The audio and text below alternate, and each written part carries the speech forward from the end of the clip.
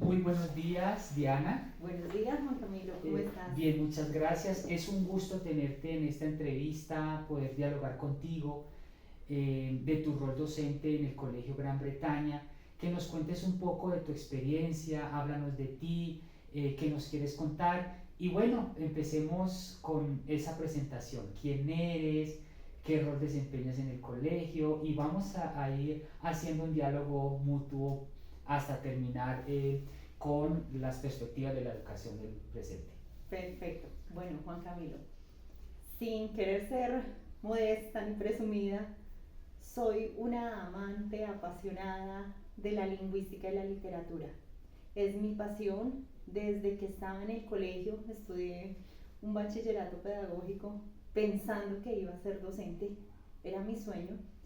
Terminé el bachillerato pedagógico a los 17 años y desde ahí empecé a ejercer la docencia. Wow, wow. Llevo 26 años ejerciendo la docencia y he podido tener la oportunidad de trabajar con estudiantes de primaria, de preescolar, de bachillerato, de universidad también. Dirigí unos seminarios en la Universidad Santo Tomás de investigación.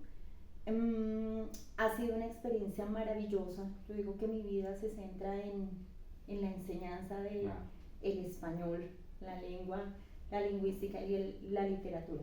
Ahorita en el colegio me desempeño como jefe de área del bachillerato internacional en español. Es la enseñanza a estudiantes hablantes del español, pero también estudiantes extranjeros que presentan las pruebas internacionales IGCAC y los IB, que es el bachillerato internacional ya para los grupos de 12 y 13. Wow, ahí ya vamos entrando un poquito como en ese currículo, ¿no? ¿De qué se trata eso de bachillerato internacional? Digamos, encauzado en tu quehacer docente. ¿Cómo vinculas eso? Bueno, el bachillerato internacional propone unas asignaturas. El español como primera lengua es obligatorio, es un curso que tiene que ser obligatorio para los hablantes de una primera lengua. Entonces, este curso se diseña más para los estudiantes que ya quieren profundizar. Decimos que el programa igual lo define como estudiantes de primer y segundo semestre de universidad. Okay. Entonces su enfoque va diseñado al aprendizaje de la lingüística y de la literatura.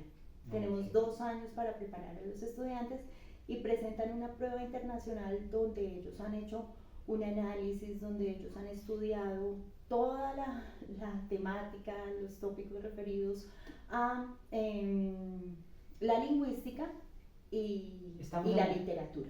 ¿Estamos hablando de qué años?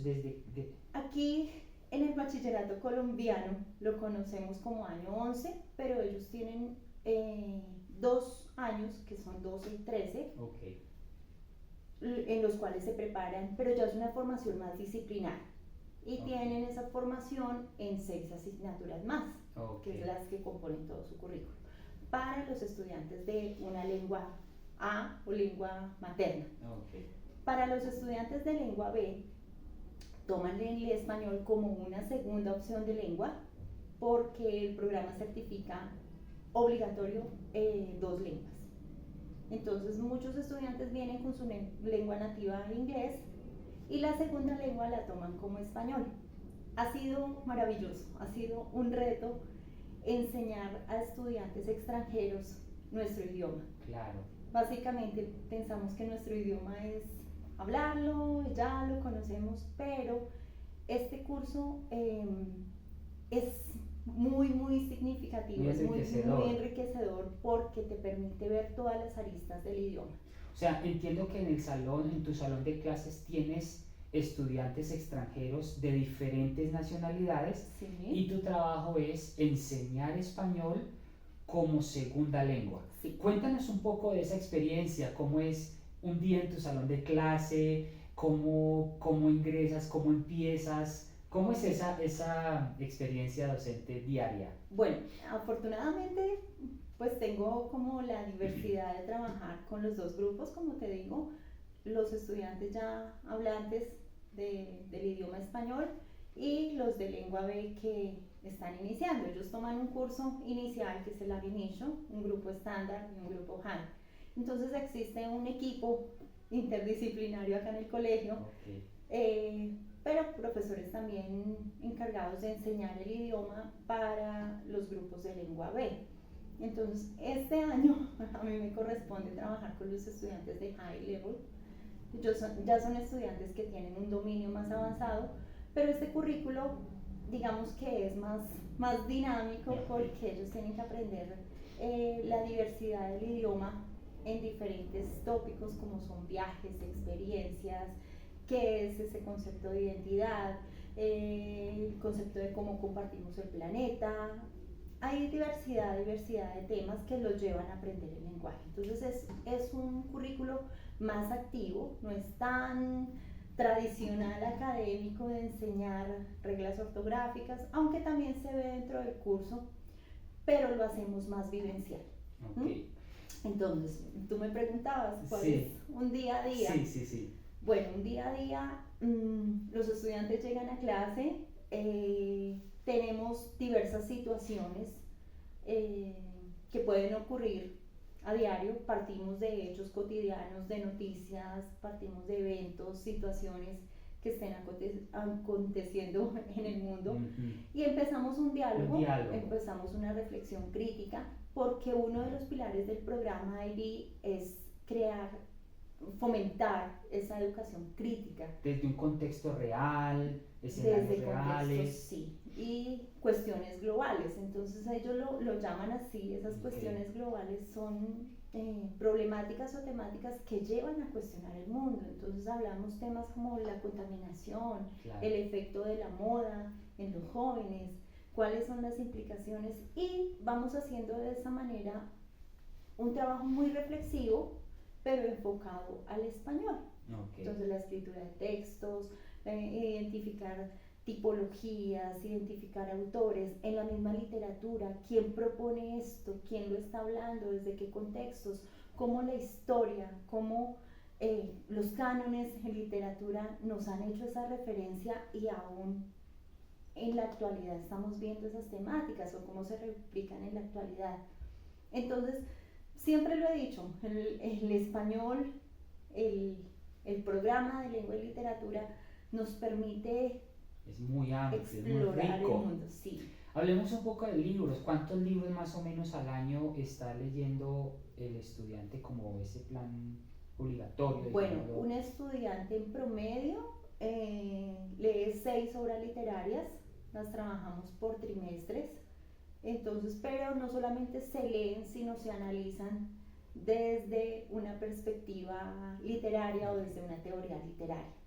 Entonces es un trabajo bien dispendioso. Bien exhaustivo también. Estructurado, claro. Sí, porque ellos no solamente identifican las temáticas o leen al autor, sino que tenemos un proceso de hacer un análisis de esos elementos narrativos, de esos elementos líricos, de los elementos dramáticos. Abordamos todos los géneros, vemos también nuevos géneros como la novela gráfica. Estamos ahora inmersos en una cantidad de textos cotidianos. Tremendo, maravilloso, ¿no? Sí. También para ellos debe ser una experiencia muy rica poder tener un acercamiento a la lengua nuestra nativa desde unas perspectivas con una cosmovisión tan grande, ¿verdad? Desde la literatura jalonada a los contextos de la realidad, los contextos del presente, los contextos globales, como lo mencionas tú. Sí, todos vemos que el español tiene una diversidad y una riqueza en el lenguaje que nos permite ampliar ese panorama. Entonces, por ejemplo, cuando estamos aprendiendo los adjetivos, ellos ven que en español hay múltiples interpretaciones. Esa categoría semiótica que la vemos en todos los textos se explora de diferentes maneras, y es muy enriquecedor para ellos porque generan mundos posibles, una cantidad de perspectivas. Muy bien, muchas gracias. Pasemos ahora a hablar un poco sobre esas imágenes que tú rememoras en el pasado y que retrotraes al presente. Tal vez hay cosas en el pasado, experiencias en el pasado que ya no están en el presente y viceversa. Háblanos un poco de justamente bajo esas imágenes que rememoras, ¿qué nos puedes compartir? Bueno, pues precisamente como te estaba diciendo, llevo 26 años en la docencia y cuando inicié, sí, pues a hoy se ve claramente una diferencia pues de los modelos pedagógicos eh, anteriores. De pronto tuve la oportunidad de trabajar en colegios muy tradicionales, en colegios donde la estructura pedagógica se centraba en simplemente el contenido, lo que yo doy, es lo que el estudiante puede aprender y evaluar.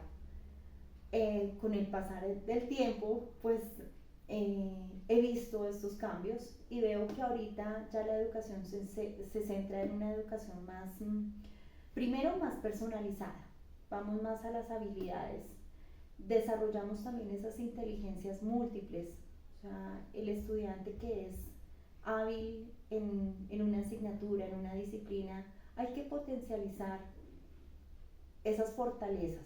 ¿Sí? Cuando tú, digamos, desde tus inicios, ¿qué modelos pedagógicos nos puedes mencionar, digamos, y cómo han ido migrando al presente, ¿no? A esas inteligencias múltiples propuestas por Gardner? ¿Qué nos puedes comentar? Bueno, yo recuerdo la escuela tradicional, una escuela estructuralista, una escuela activa, después pasamos a ser muy, muy dinámicos en pedagogía, en recursos, actividades, y ahorita veo de verdad una educación más centrada En esas inteligencias múltiples enfocadas sí. a la personalización. Hablamos también del DUA, ¿no? Ese diseño universal de aprendizaje diseñado para todos, todos pueden tener el acceso a... Y diferenciado, educación diferenciada, también me comentabas previamente al video. Y bueno, ¿y el rol del docente? ¿Cómo ha cambiado el docente hace 20 años al presente? De pronto el docente de hace 20 años un poco conductista, de pronto el regañón, o el que inclusive castigaba con la letra con sangre entra, ¿no? Que castigaba con la regla, no sé, ¿cómo ha ido cambiando? Si tuviste esa experiencia también, claro, y nos puedas compartir al presente. Bastante, claro. La visión de docente es otra, incluso lo hemos permeado ahorita con las nuevas tecnologías, el boom de los youtubers, todo se puede aprender por medio de tecnologías, el acceso a la información ya está en todas partes, ya quiénes somos nosotros los docentes, unos dinamizadores de ese aprendizaje y quienes acompañamos ese proceso precisamente en direccionar y orientar como el desempeño de sus estudiantes en cada una de las asignaturas. Y pues el español, tú siempre lo vas a ver que necesita de ese docente que está guiando, que está orientando, que está enseñando nuevas tendencias, nuevas prácticas. Entonces, el cambio es enorme. Tuve incluso la oportunidad de trabajar en un colegio donde para los pequeños se enseñaba con planas todavía. Imagínate. Planas. Claro. Entonces era algo que a la fecha, pues puede ser una práctica que puede ser válida para algunas personas, pero ya para los chicos no es tan divertido, no es tan, tan constructivo. Entonces hay otros métodos y sí veo el rol del docente tiene que estar frecuentemente actualizado, tiene que estar a la vanguardia de lo que están trabajando, lo que están viendo, lo que están viviendo los estudiantes. Una anécdota que nos quieras compartir, sea bueno, no tan bueno, maluco o agradable, chistoso, lo que nos quieras compartir de tu pasado como docente o como aprendiz, como estudiante de tu escuela, colegio, no sé, cuéntanos algo. Bueno, es una anécdota un poco triste, pero es una anécdota para decirte cómo la escritura, cómo la literatura, cómo la lingüística refleja tu ser. En clase estábamos con los estudiantes de año 10 ese año presentaban unas pruebas internacionales también, las IGCAC, que las califica el programa de Cambridge. Los estudiantes tienen que escribir un texto creativo de aproximadamente 650 palabras en el momento, aproximadamente en una hora, sin errores de ortografía, muy preciso en su coherencia y cohesión. Este chico nunca me había contado que no tenía a su mamá, que no la conoció. Escribió una historia donde era un sueño que él tenía, y el sueño más grande era que se le apareciera a su mamá. Fue un texto que tocó las fibras de todos. Entonces, él se fue con la esperanza de que iba a ganar una muy buena nota con ese texto, y efectivamente la obtuvo, sin que los examinadores o las personas que iban a calificar este texto supieran su condición, supieran su situación. Fue un texto excelente, excelente. Y él me decía, ahí está mi sueño, ahí lo pude aprender. Entonces, ¿qué me llevó y qué enseñanza me da eso? Porque es una anécdota tan grande.